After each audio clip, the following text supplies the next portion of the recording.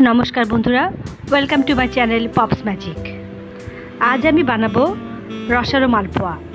भीषण कमन एक रेसिपि, खूबी टेस्टी है खेते।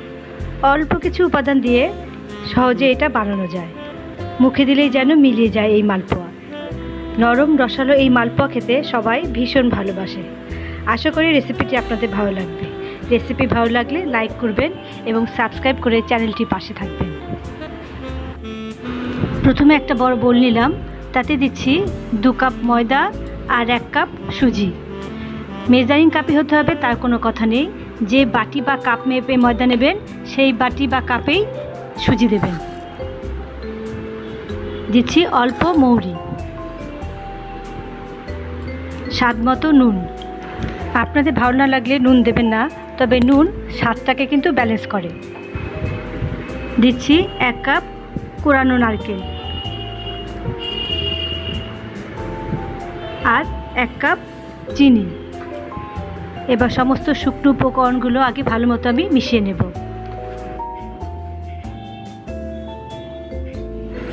सबकिछु मेशानो हये गेछे। एखन एते आमी अल्प अल्प करे दूध एड करे एकटा स्मूथ बैटार तैरी करब। दूधटाके फुटिए आमी ठंडा करे निয়েছি।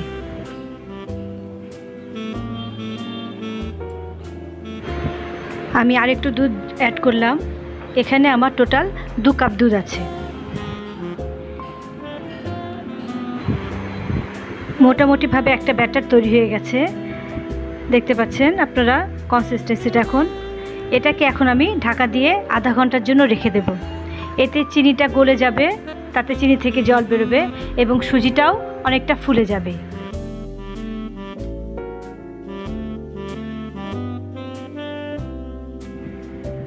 फिरे एलाम आधा घंटा पर।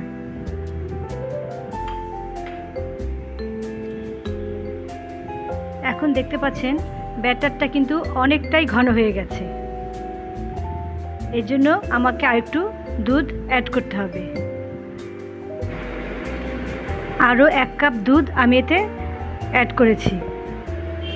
টোটাল আমার 3 কাপ দুধ লেগেছে। যেহেতু আমার ময়দা সুজির পরিমাণও বেশি, এই জন্য দুধটা আমার একটু বেশি লেগেছে। খুব ভালো করে দুধটা মেশানো হয়ে গেছে।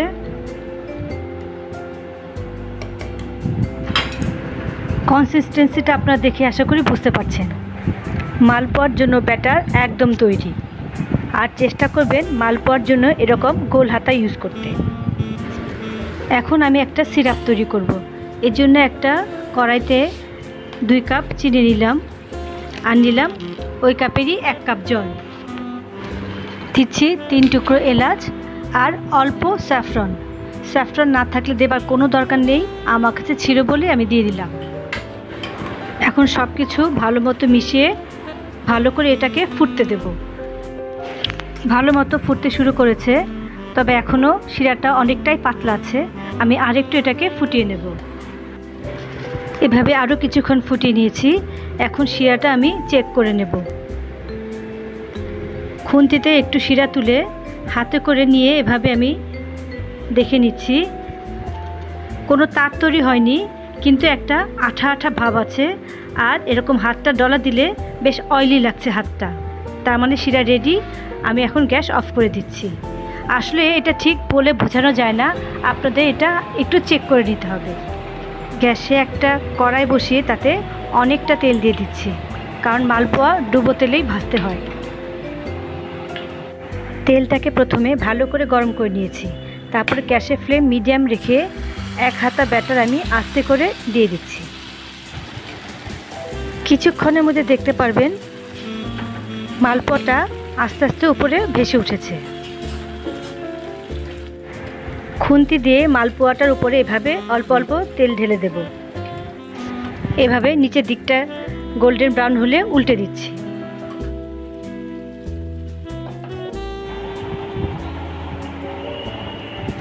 এইভাবে দুদিক গোল্ডেন ব্রাউন কালার চলে এসছে।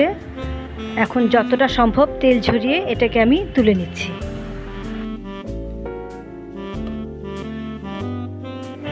এভাবে আরও একটা করে দেখাচ্ছি। এখন আমি একসাথে 2টো মালপোয়া ভাজবো, তবে একসাথে কিন্তু খুব বেশি দিতে যাবেন না। তাহলে একটা গায়ে আরেকটা লেগে যাবে।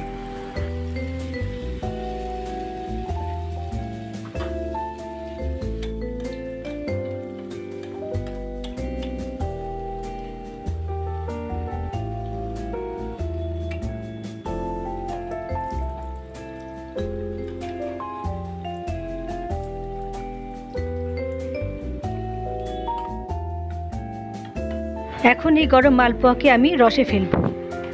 রসটা যদি ঠান্ডা হয়ে যায় তাহলে কিন্তু হালকা গরম করে দিতে হবে, ঠান্ডা রসে ফেলা যাবে না। আমার রসটা ঠান্ডা হয়ে গেছিলো, এই জন্য আমি হালকা গরম করে দিলাম। রস কিন্তু আবার খুব বেশি গরম করা যাবে না, আঙ্গুল ডোবানো যায় এরম গরম থাকলেই হয়ে যাবে। এবার এই গরম মালপোয়াগুলো সেই হালকা রসে ফেলছি। এদিকে আমি আরেক ব্যাচ মালপোয়া ভাজবো। এই মালপোয়া ভাজতে যতটা সময় লাগবে ঠিক ততটুকু সময়ই ওই মালপোয়াগুলো রসে ভেজালেই হয়ে যাবে, অনেকক্ষণ রসে ভেজানোর আর দরকার নেই। এগুলো ভাজা হয়ে গেছে, এখন ওগুলো রস থেকে তুলে নেব আর এগুলোকে রসে ফেলব। এবার একটা টঙের সাহায্যে রস থেকে মালপোয়াগুলো তুলে নিচ্ছি। যতটা সম্ভব চাপ দিয়ে আমি রসগুলো ফেলে দিয়েছি। এবার বাকিগুলো রসে ফেলে দিচ্ছি। এভাবে সবগুলো আমি ভেজে তুলে নিই। তৈরি হয়ে গেছে নরম তুলতুলে রসালো মালপোয়া। অনেক পিঠে আছে যেগুলো শুধু শীতকালেই খেতে হয়, মালপোয়া কিন্তু 12 মাসই খাওয়া যায়।